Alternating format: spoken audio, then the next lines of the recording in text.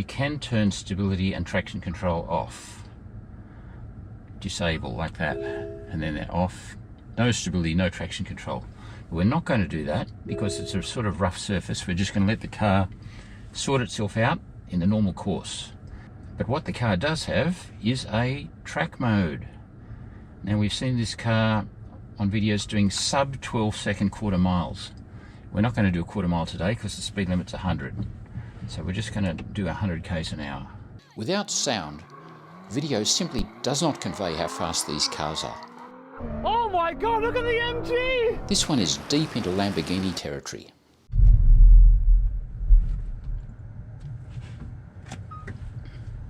Ready?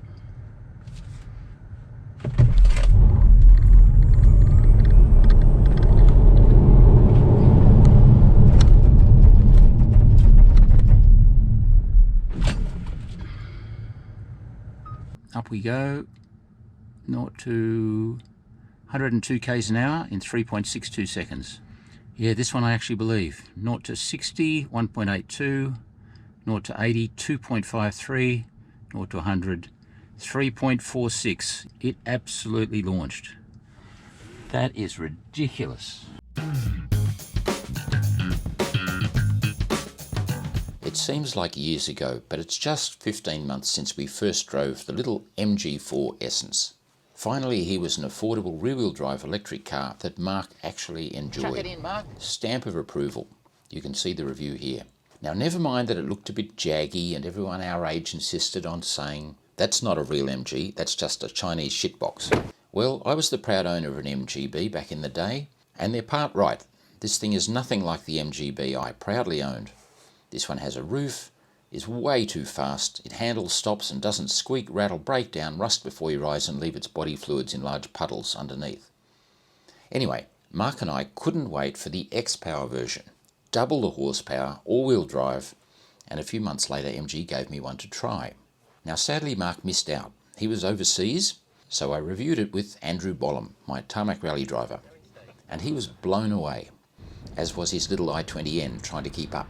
We had a lot of fun, and you can see his in-detail review too, if you want to. And then I saw Jeff, the famous YouTuber from Home Built by Jeff, whose viewers are die-hard petrol heads like he is, and sometimes more than a little disparaging about EVs. Now Jeff's a great bloke, and he builds these fantastic tribute cars like Harry the 911 and the Alferrari. Half Alfa, half Ferrari. Great channel. He kindly agreed to drive the XPower as well, and it absolutely did his head in. He's still a die-hard petrol head, but he did enjoy the performance of the little XPower. Now, despite its rather awkward styling, I am a Porsche guy after all, I wanted one. But I couldn't justify it, a little over 60 grand on the road at the time. Great value, but nah, too much for me. Then last October, MG, who it seems had overestimated demand and had way too many cars sitting around their dealerships, threw down the gauntlet to everyone for 1 month and cut 10 grand from all their MG4s. And they flew out the door. Sales of the MG4 went up 5-fold overnight. Not so much the XPower version, but the base models were selling for like 30 grand, or sometimes just under 30 grand. The XPower was still around 50 grand, and if you haggled hard, maybe 45. But at Christmas time, I relented. I found a dealer who'd sold a ton of the rear-wheel drive cars, but still had a couple of demo XPowers that had been sitting around for almost a year. So yeah, 40 grand. I bought one. Yes, last year's model with 1,000 Ks on it, but stone me, 40 grand. And now is my chance to get Mark to have a proper fang. I've been looking forward to this. Now in the last few weeks, Mark and I have reviewed the Alfa Romeo Stelvio Quadrifoglio, which is like 170 grand worth of car, and the Zika all-wheel drive EV, which was also a bit of a weapon. So the bar's been set pretty high. Let's see what he thinks of this thing. I'm quite excited for you actually. So I don't have an electric seat adjustment, but you do. You're spoiled. You can get the seating position set up really nicely, can't you, actually? You like it? A lot of adjustment there. Yeah. No lumbar support though? Yeah, it feels, no adjustable lumbar support, but it actually feels okay just at the moment. Yeah. Let's see how we go after a while. So welcome aboard viewers. I'm excited today. This is a day I've been looking forward to because you went overseas selfishly to Barcelona to do your that's right. Catalina racing stuff. Why would you go and do a reasonably well-paid job getting paid to do racing car stuff in Europe when you could have done a virtually no-paid job riding along with me? Yeah, I don't know what was I thinking at the time? I have no idea. Yeah, exactly. Anyway, here you are. This is my MG4 XPower. I've had it driven about 2,500 Ks already, and I really like it. It took me a little while. I drove it home and I thought, oh, what have I done? But now I actually do really like it. Because it's a hot hatch, it's not an SUV. Yeah. I think you're going to find it's a really nice little all-wheel drive pocket rocket hot hatch. Certainly the MG4, you know, single motor version that we've driven earlier, for what it is actually really impressive. And we know a few people have bought that car off our channel and off our review, and I'm also really happy with them. But so yeah, interested to see how the performance version goes. It's significantly better. Yes, it would be. Look, I'm going to show you what, every time I get in, and it's already activated CarPlay, I've got to do this. I'm in a routine now. Now, push that little star button twice for me. Tung, tung. Now it's in sport mode. And now I can set my sport mode settings. I can go sport and one pedal driving. And I'll just take the lane keeping assist off. Disable. We are now good to go. Yeah, okay. Back to the menu. And then back to CarPlay. So we've got Waze going. So it's got the regenerative braking on this there's only 2 settings, is that right? There's 3. It's on the strongest. Okay. Well, that's actually good. It's not too intrusive, and you know, I'm getting just driving for 3 or 4 kilometres. I'm already pretty used to the way that works, and it's good. Would you like a little bit less while we're on the freeway? We'll try a bit less, yeah. See how it goes. Okay, I'll show you how that works. Thing is, it's all got to be done through the screen. If it was a Hyundai or a Kia, you'd have iPedal. Yeah. But we don't. I've got to go settings, and this screen actually doesn't respond terribly well. So we'll take off the one pedal driving. Now we'll go back to medium energy recovery, and you'll find you'll have significantly less.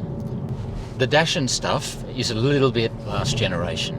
Less than a week ago, you were driving the Alfa Romeo Stelvio along this very road. So it's kind of set a high bar.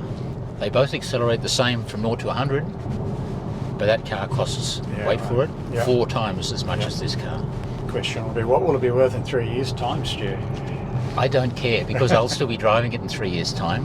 I think you're going to sell it to me cheap in 3 years' time. Well, maybe, but you won't get a special deal. Might be my first EV. It feels pretty solid, doesn't it, over this sort of fairly ordinary road with the roadworks here. It's compared to the one you drove earlier, as solid as you remember from the other one. Probably a bit more so, I think, from memory. You're quite right. It's about 30% stiffer in bushes, sway bars, shocks, springs. Yeah. As well as the brakes, Stu, but we're not going to talk about those, are we? We can talk about the brakes. They're not plastic, they're aluminium orange covers on the brakes. But I think they are hiding some pretty decent twin pot calipers at the front. Anyway, here's one of our favourite bits of road. And you won't wake up all the workers with this car because you won't be making all these loud exhaust noises down here. But see what you think of this. We'll be in silence.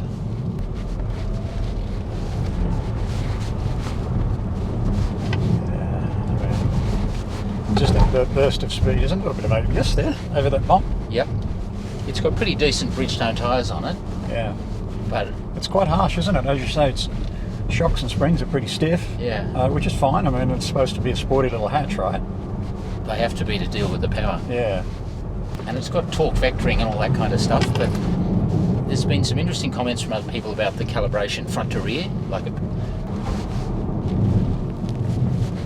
we can find out just how good these brakes actually are. That feels okay.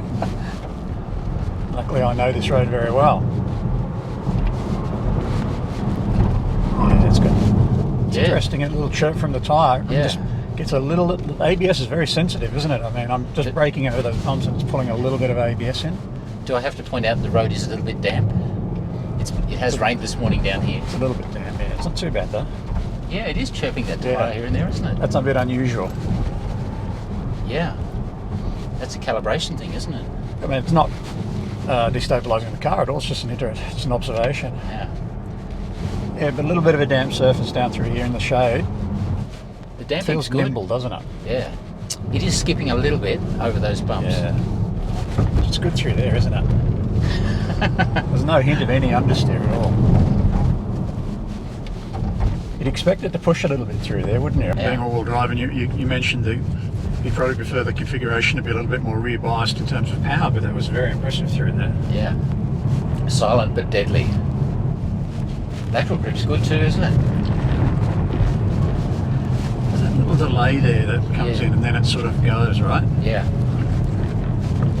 It might be that sort of torque vectoring aspect that you were talking about. You can feel the systems.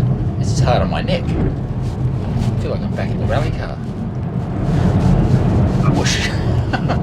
It had wheel spin underpowered there. Oh, that was fun. Your microphone, did you get that? Oh, it didn't fly off, did it? Oh, no. Yeah. Is that what flew off? Yeah, that's what fell off. Okay. Yeah. Oh, we would have lost a bit then. Yeah, we did. So many G's that the microphone fell off, Stuart. But that's never happened before. There we go. That's a good indicator that we're pushing on a little bit. A week ago you commented this road was pretty smooth and the Alpha actually dealt with it pretty well. This is a little bit more choppy. Yeah, but the Alpha definitely dealt with this better than this car does, even though that was, I mean, it was an SUV and it was still pretty stiffly sprung, wasn't it, the Alpha? But this car's got a longer wheelbase, or almost identical. Has it? I'll check that. Here we are, folks. Yeah. This is the wheelbase of the Alfa Romeo Stelvio. Watch that review. And this is the wheelbase of this car. And I think they're very similar, if I'm not mistaken. That's the big advantage with EVs, isn't it? Stu, you can put those wheels right out there on each corner and it just improves the balance and the handling so much. Right, we're down to 37% battery now, Stu. We've just used 10%. That'll be my problem later on. This morning, Mike, I handed the Alpha back and I picked up the Kia EV5 that I'll be doing a range test review. Next week I'm going to drive all the way. I'm going to do about almost 2,000 kilometres and I'm going to check all the charges up the Pacific Highway heading north just to see if they're working, what charge rate they can get. It's a real experiment to see how practical EVs are. Because it's not the kind of performance car that I want you to drive, the EV5. EV6 was fantastic. Yeah. EV5 is, as you point out... different beast, isn't it? Yeah. It's a high-riding, softly sprung family car. So I don't think you'd really enjoy it. Did you want to get a coffee or something? Or you're right? Yeah, coffee? Sure. Yeah. We I was a bit mindful of bloody gum trees and parking cars under them. Oh, yeah. Speaking of gum trees and parking cars, Helen's brother-in-law, Matt, came home with a brand new Corolla that he just bought. That's unbelievable. He picked it up from the Princess Highway, drove it home, and an hour later... I think you need to show everyone that photo, Stu. Stick it up. He was just about to take them all out to say, check the new car, we're going for a little drive in the little roller. And this happened. I think our overseas viewers won't believe that. And as you point out, there's no surviving that. No. I said, don't be sad, buy yourself a lottery ticket. There's a reason they call these things widowmakers, isn't there? There is, and I tried to park as far away from them as possible, but there's so many of them around here. It's not a good idea for these reasons, Stu, isn't it? Yeah. Anyway, so what do you think of my MG? Well, I like the look of it. You're talking about white. You probably didn't prefer white. I don't mind it, actually. I think it looks good in that colour with the black trim and the black roof. I would have liked the silver or the red. Yeah, right. Would have done me.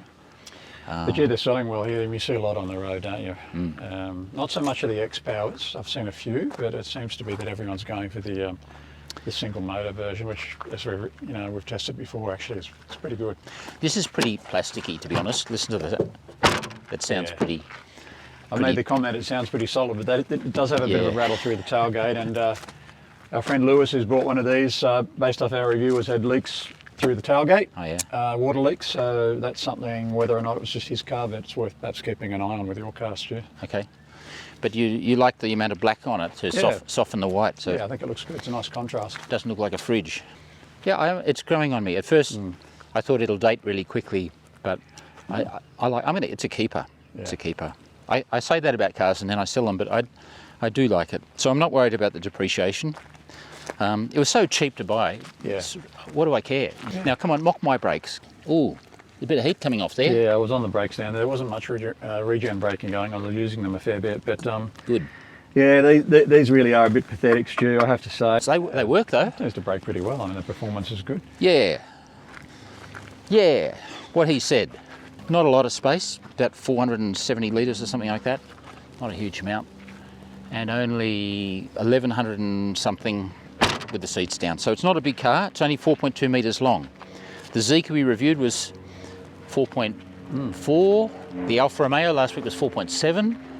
The electric point's right here. Yeah. It just takes 1 second in, then every morning it's back. How much charge do you get overnight on a 240, Stu? 30% battery. 30%. Yeah. So not a real lot. It's just from a normal power point, I get 30% overnight. But I've never had to, until today, charge it at public infrastructure. Yeah. Today I will. Look what we found at the tea rooms here. I didn't expect that. A nice charger, and it's ChargeFox, so plugged in, connected, short story, spinning wheel, won't connect, whatever, no luck. For some reason it doesn't work, right? Doesn't work, so you get that. And it's only a little AC charger anyway, so we do need a charge, but this one's not going to help us. But that's not the end of the story. When we arrived, I put my key down here, didn't I? And a bit of a wind came along and down she went. We spent half an hour trying to figure out why the car's still going, but it won't get drive, and you know, don't ever get old, basically. Yeah, just another senior moment. Yes. You know, we have them at this age. So that's a fail today, but We've got just enough to get up the hill to get out of here. and then you can hand the car back to me, and it'll be my problem. Yeah, that's right. All right. I think All right. I'm not safe to drive. You drive, mate. I'm not up to it. So it loves hills. Here's a hill. Yeah. A whoosh. Yeah, it's sort of made for hills, isn't it? Yeah. It sure does. All-wheel drive aspect on those tight corners. It doesn't understeer at all. It's amazing traction. I mean, it's better than I thought it would be in terms of traction.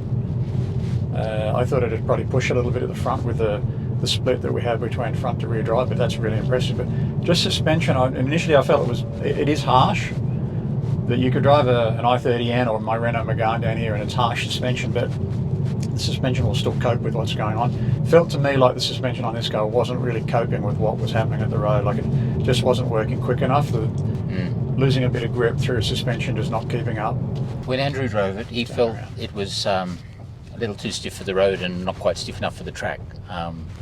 Let's just see what the traction's like. Try not to just don't chip all my guards. No, I'll try not to. I'll just get on a little bit smoother bit of road. Okay. All right, all good? All-wheel drive, yep.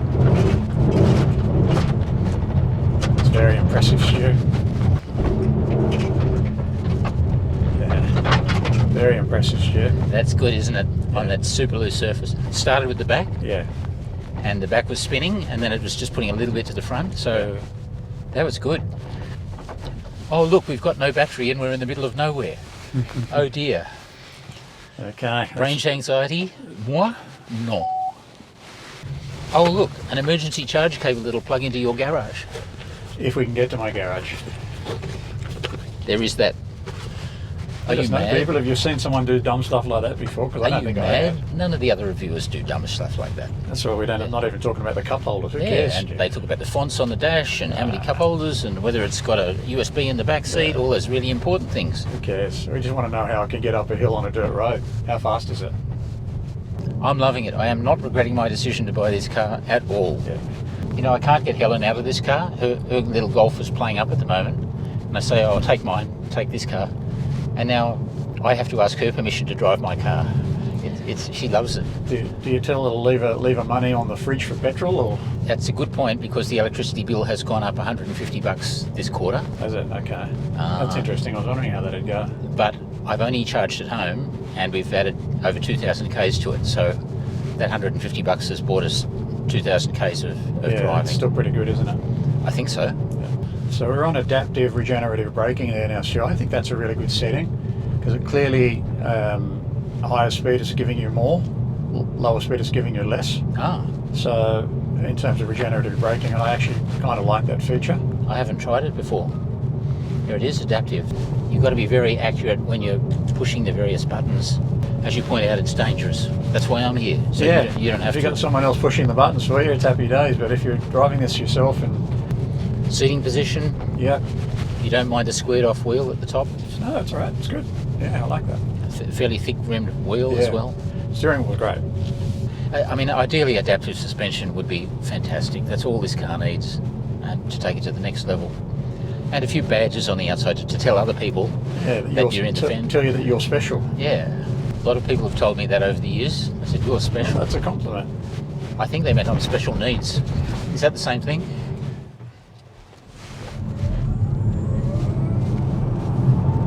$100. Oh, it's a giant shove, isn't it? 100.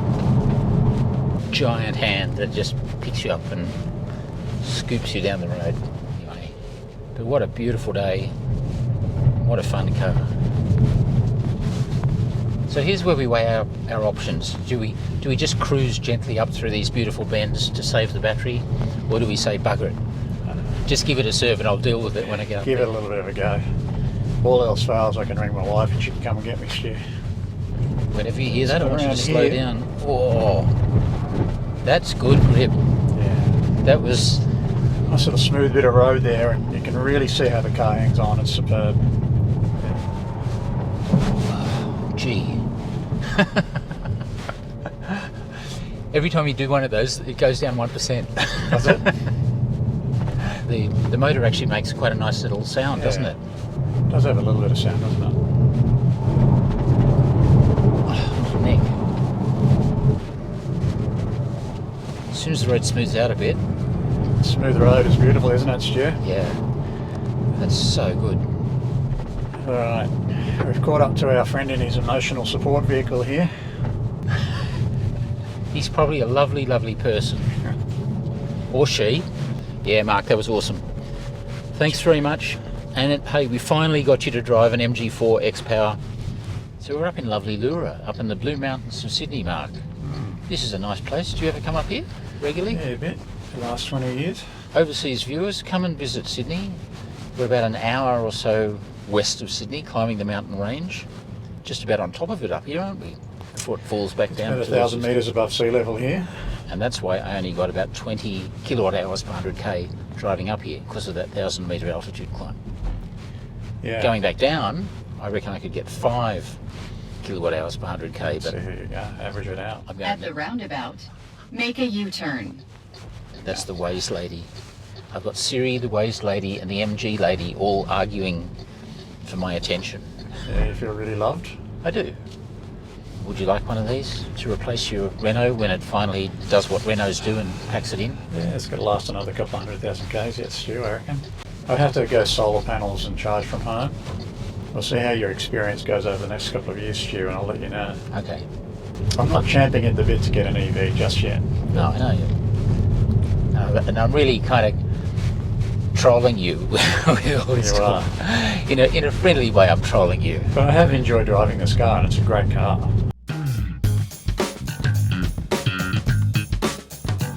Hey, viewers, several of you. Viewers, yeah. Thanks for your nice comments on the recent reviews. We enjoy reading the comments, particularly when they're nice. And if they're nasty, I just delete them. So Yeah, we like to try and respond when we can to them and yeah. interact with our small range of subscribers. But no, we do appreciate that. Yeah, so thank you. And look forward to seeing you for the next one. It's been emotional.